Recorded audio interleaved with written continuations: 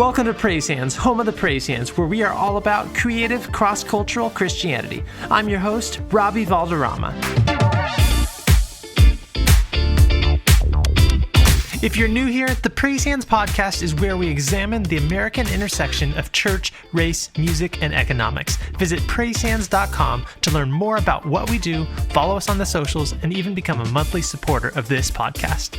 2 weeks ago, I was at church on a Monday evening in downtown Nashville. 3 hours later, a deadly tornado passed right through the city, taking lives and leaving huge portions of the region without power and decimating hundreds of residences, churches, and businesses. But out of the tragedy came one of the most beautiful experiences of my life. Across Middle Tennessee, people from every background imaginable put aside their differences to help with the relief efforts. And honestly, many people's faith in humanity was restored. But as the tornado recovery efforts moved from relief to redevelopment in the African-American neighborhood of North Nashville, important and challenging questions have emerged. In light of this area's history of redlining that left many Black residents unable to buy a home, how do we encourage outside developers to invest in this area without displacing its residents? How do we improve the neighborhood without losing the neighbors? And how do we achieve economic growth and economic justice? For some much-needed perspective, we invited Nashville-based rapper, producer, and entrepreneur Derek Minor to join us on today's show. His initiative, Ownership is the New Black, works to develop the next generation of Black owners, and you'll love hearing what he's got to say.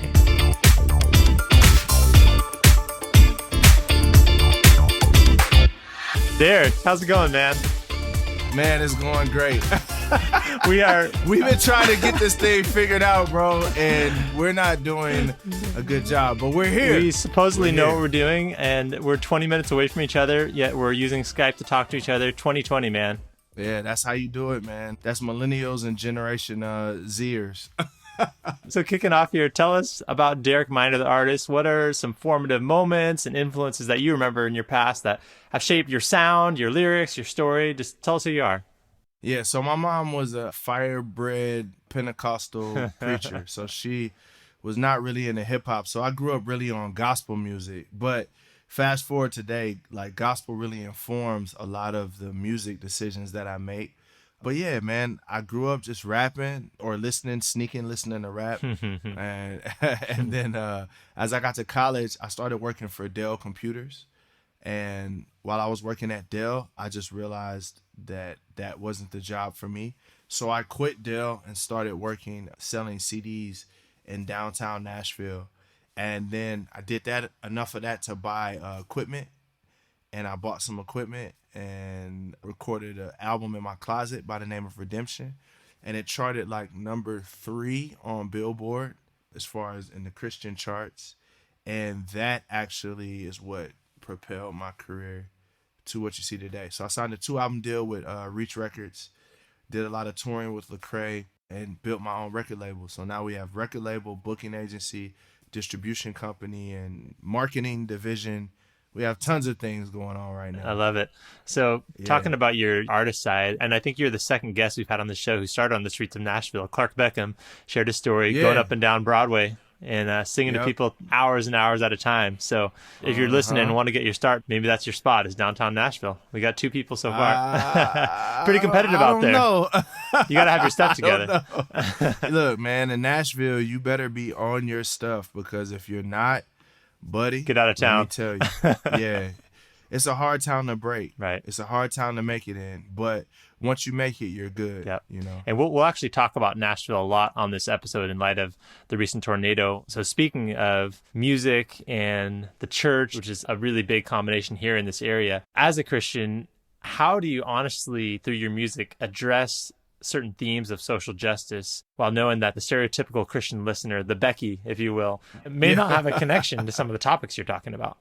One thing that everyone connects with is the desire to be loved.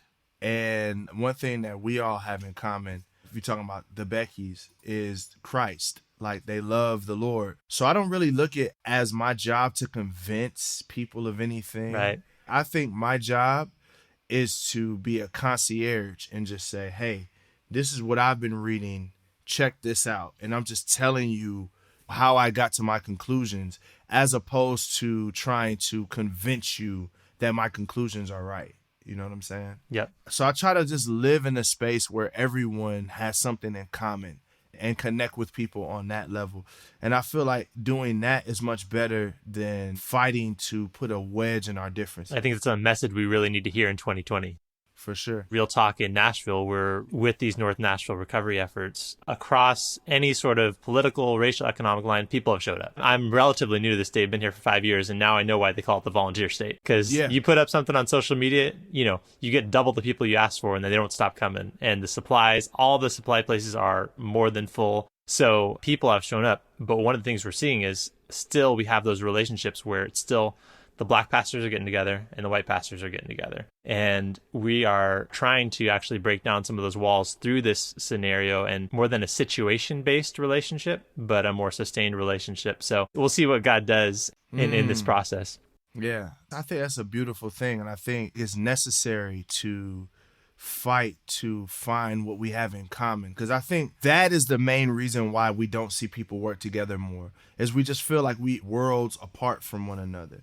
And in some areas we are, but I think when we begin to find what we have in common, we realize we have way more in common than we have in what separates us. So kudos to you and those pastors for fighting to try to find the things that we have in common and how to help one another. Yeah, no, thank you. And I'm excited to see what God does. So shifting gears a little bit, a new initiative of yours is called Ownership is the New Black. So tell us a little bit about what compelled you to start this, and for you, what would success look like 20 years from now?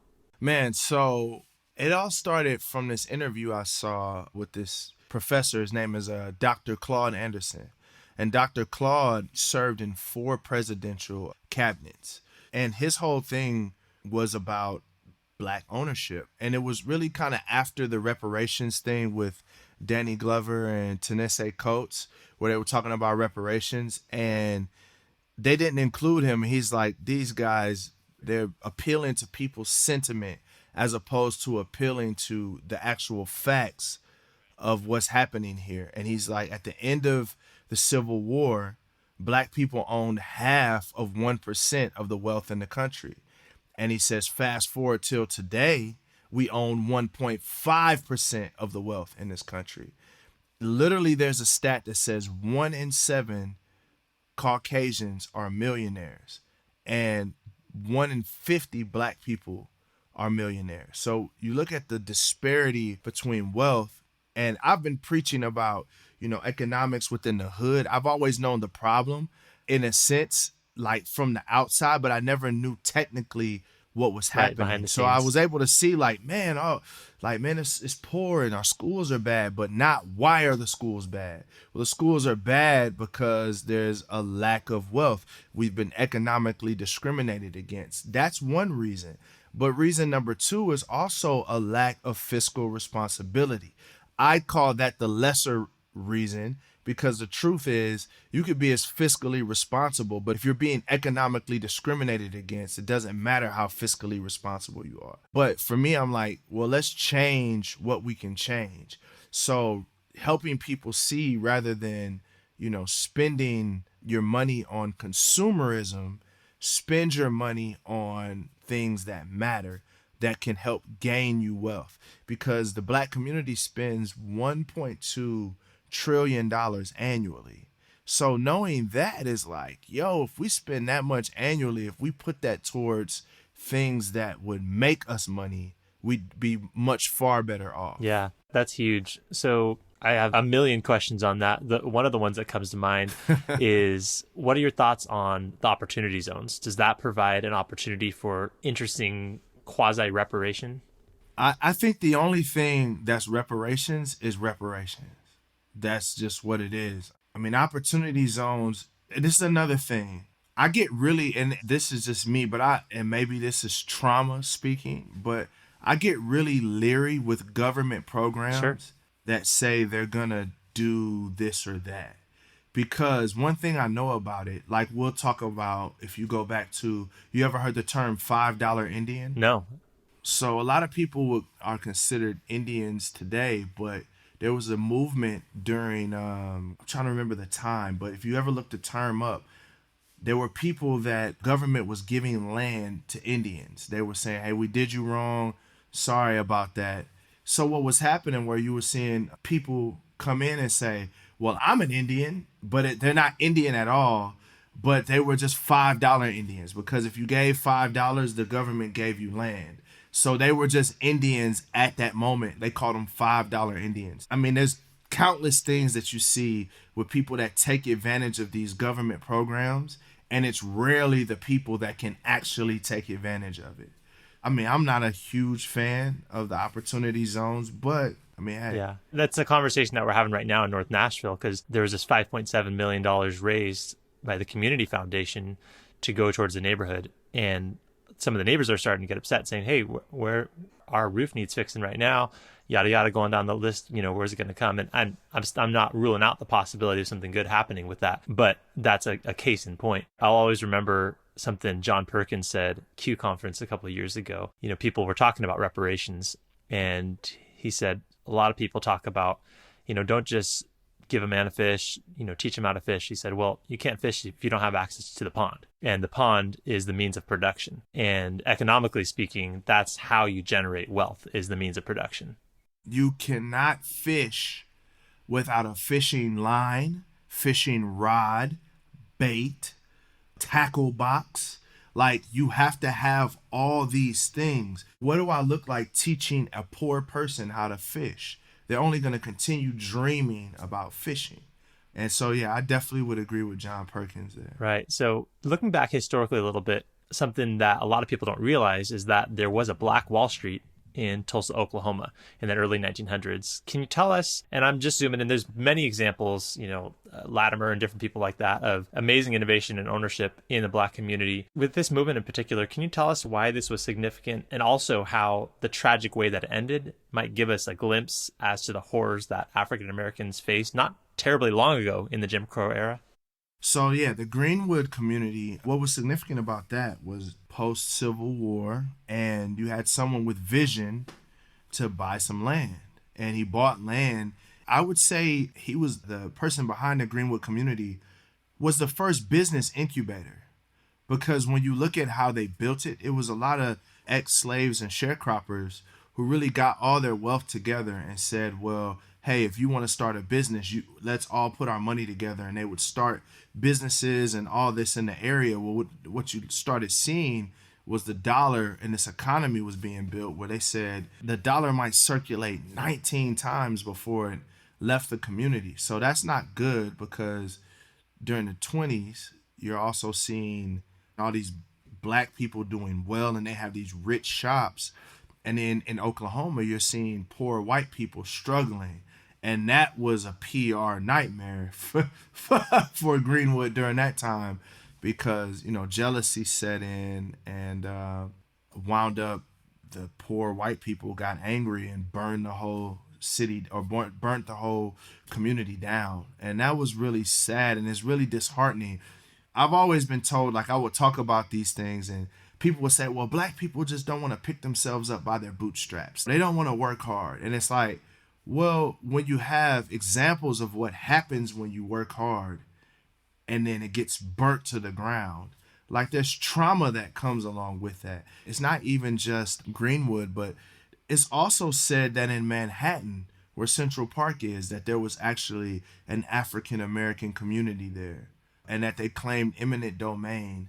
And they said that there's certain areas that have been excavated and there was like remnants of that community there. But, or just the interstates. Like, if you go to every Black neighborhood that was thriving pre the highways, they literally drove highways right through the middle of these neighborhoods and destroyed them. Jefferson Street would be an example of that in Nashville.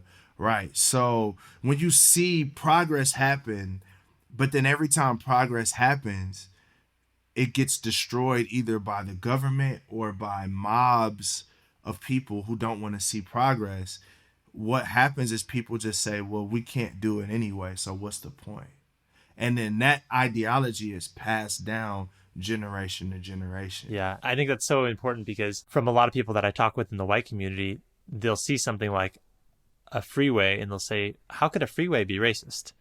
freeway is just a freeway. You just drive cars on it. But then, especially if you look at the redlining that happened to put the Black community in that area systematically for 30, 40 years before that, and then the freeway happened to go through that. Well, let's pause. But that didn't just happen in Nashville.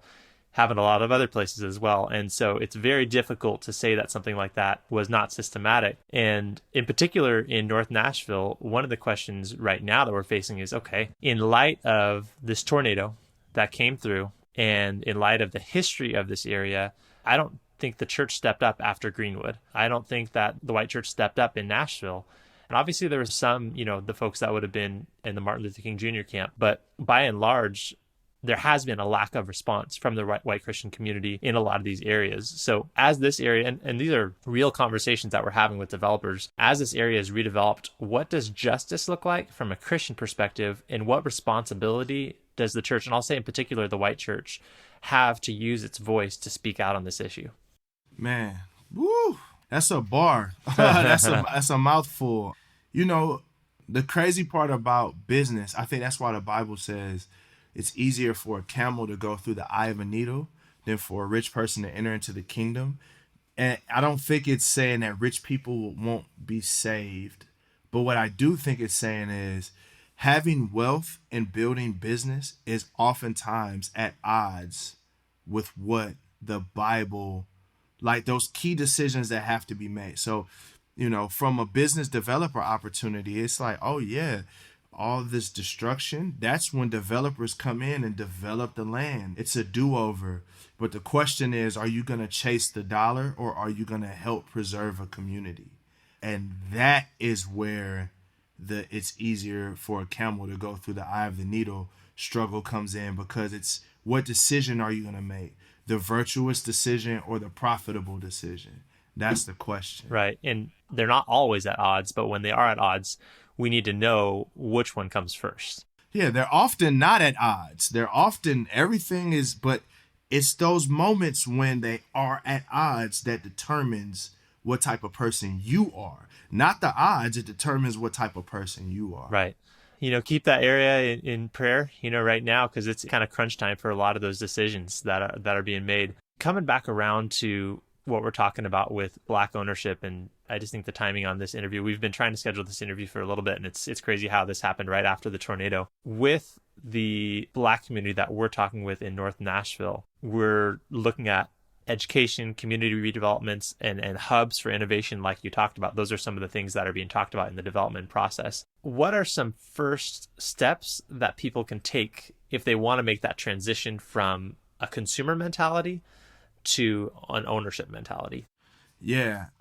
What I've seen that has been common among most of the people that I know, friends and family, et cetera, is just having to undo the damage from a consumer mindset, which is inflated credit card bills, overextended financially on rent, overextended financially on that. So some of that is taking a step back and asking, how much of what I'm paying for is necessary? Do I necessarily need the Mercedes? Or can I save money on if I just went and got the Nissan, right? Or if I went and got the Kia? Do I need to be paying rent, or can I downsize for a little while into a smaller apartment, or maybe buy a home? So I think some of that is just downsizing and undoing the, of course, marketers are going to tell you buy, consume, because that's how they make money. But when you look at the people that own, or the people that are the wealthiest in this country, they own gobs of things. And not gobs of things, but gobs of things that appreciate. So land, right? They have their own business. They're cutting out the middlemen in their business ventures. So I think that is how you start, is just slicing away at the things that are unnecessary. There's a graphic that talks about the 50, 30, 20. So 50% goes to your immediate needs, 30% to your wants, and 20% to your paying off debt or saving. Yeah, that's good. A lot of helpful things. And we've had Anthony O'Neill on the show, who is a great resource on a lot of those topics.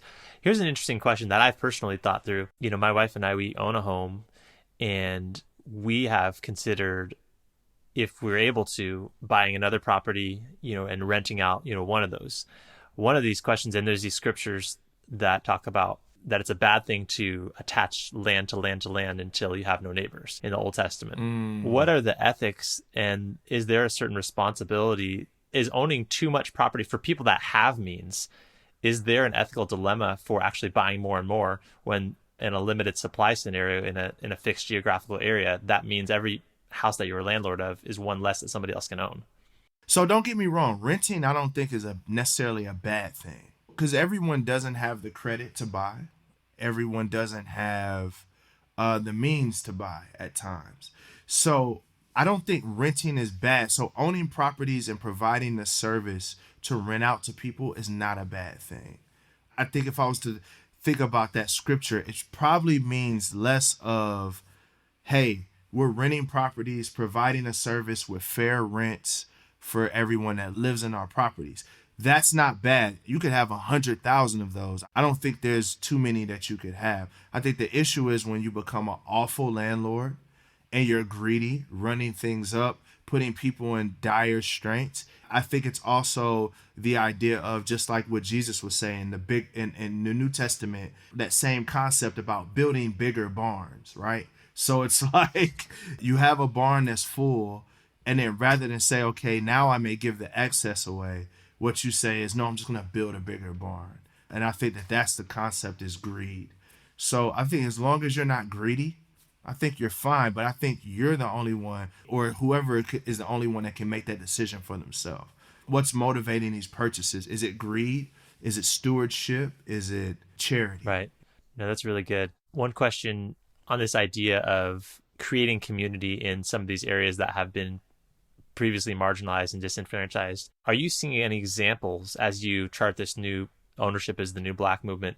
Obviously, you got Nipsey Hussle's space in LA. Are you seeing examples of that working around the country right now? There's tons of great businesses that are being created. I think the problem is, like, someone like Nipsey has been a beneficiary of being an extremely talented person and being able to use that talent to get capital.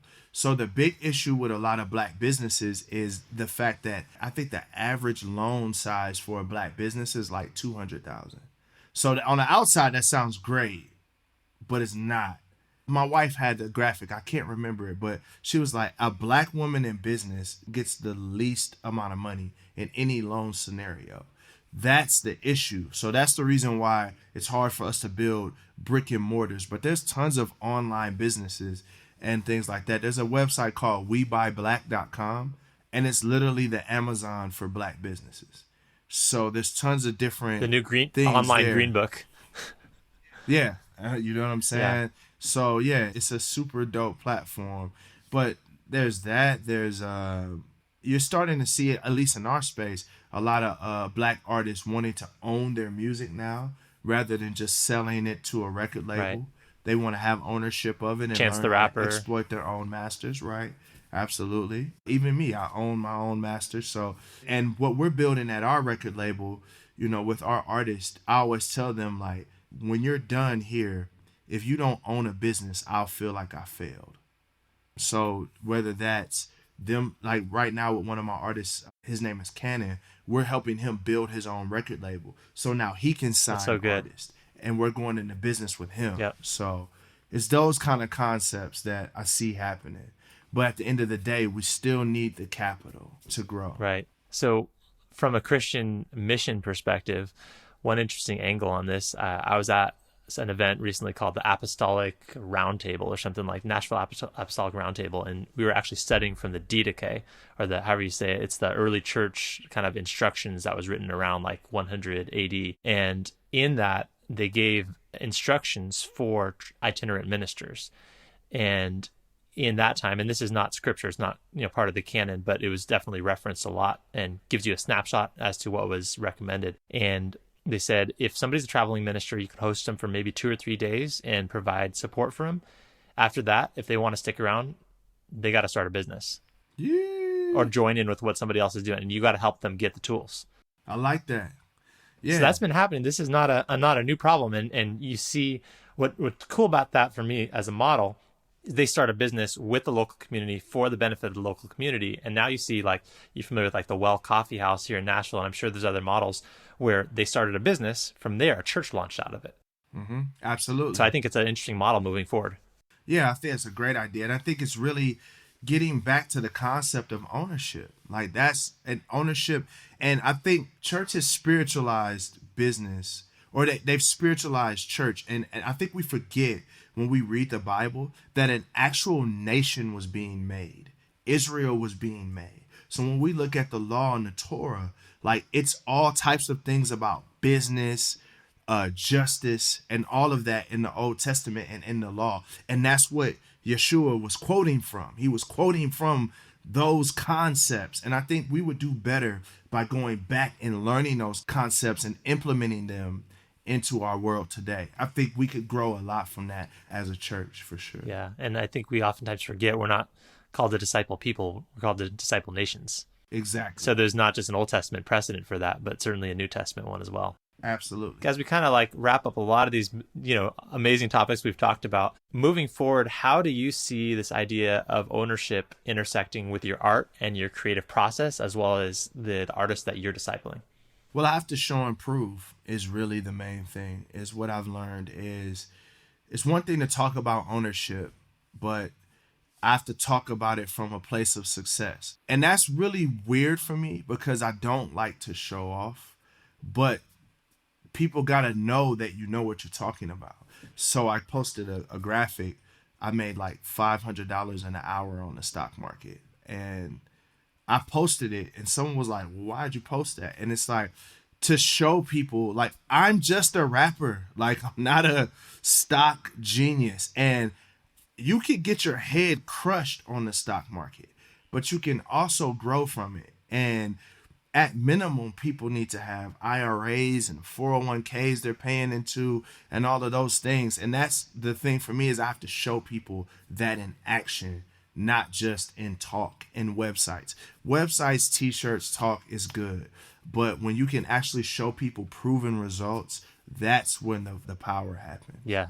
And also community of people that are pushing that concept. So that's what I'm looking to do now, is partner with people that have the same mindset and using that to reshape the narrative in our community. Yeah, that's really good. So for these creatives that are coming up through the ranks, what's the advice that you give to them, especially as the technological landscape is changing so quickly? It just seems like not too long ago we were in, CDs, then iTunes. Now it's Apple Music and Spotify. How do you advise the artists move forward in light of this quickly changing scenario? Keep your head on a swivel because it's gonna be moving really, really fast. I often say music is the tech industry. It's not a music industry anymore. So you have to think with business mindset. So a lot of people are anti-record label. I'm not anti-record label because I own one. So I can't be anti-record label. But it's also knowing, in what business term would be, scale. So you may start off with a bad deal, but how do you flip that into a better deal, and that into a better deal, and that into a better deal? Ultimate goal, ownership. So think 10 years down the road, not 10 months down the road. Yeah, absolutely. So what are some resources that people can have access to learn business principles? I mean, off the top of my head on that topic, I can think of the podcast Masters of Scale. I think it's Reid Hoffman from LinkedIn. I'm sure there's other business podcasts out there. What resources would you recommend, and how can people get a hold of those? Well, definitely you can go to weownnow.com, and I try to update that frequently with new resources that I come across. Check out, there's a guy named Boyce Watkins. He's an interesting character. So he's one of those eat the meat and spit out the bone type guys. So I'm not saying everything he says is great, but he has some good points. You gave the preface. You're good. Definitely. I don't want people to, because the moment that I say that, someone will go on his YouTube and be like, what is he talking about? It's definitely Boyce. And then there's a podcast called Earn Your Leisure, which is two brothers that they just interview people that have made money from business. So I saw this cat that was making $5,000 a month just on vending machines. And that's where I get some of these business ideas that I've gotten. But I think that's great. I still rock with Dave Ramsey. I'm not even going to lie. I like Dave Ramsey. And then there's another product called Brass Knuckle Finance, which is pretty good too. So there's tons of stuff out there if you just look. And my thing is, not knowing is not an excuse, because we're on literally, most people are on their phones hours out of the day on looking at cats play with yarn or whatever. So if you can research all of that, you can research business. Yeah. No, that's so good. Anything else you want our listeners to know on these topics? Nah, thank you. It's a very thorough interview. Just keep in touch. WeOwnNow.com, DerekMinor.com, and I'll see y'all next time. Thank you so much, Derek. Really appreciate your time and what you're doing. Definitely everyone check out WeOwnNow.com, DerekMinor.com. Derek, thanks for being on the show. Thank you, brother. Much love.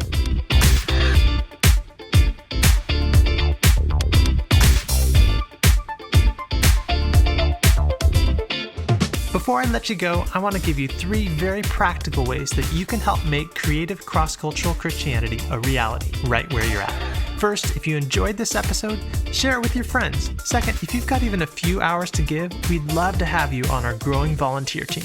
We've got positions available on our media team, operations team, and our digital street team, and training is available.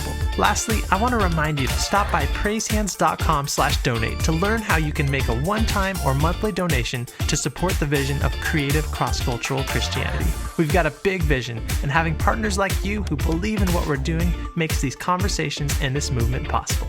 We'll see you next week.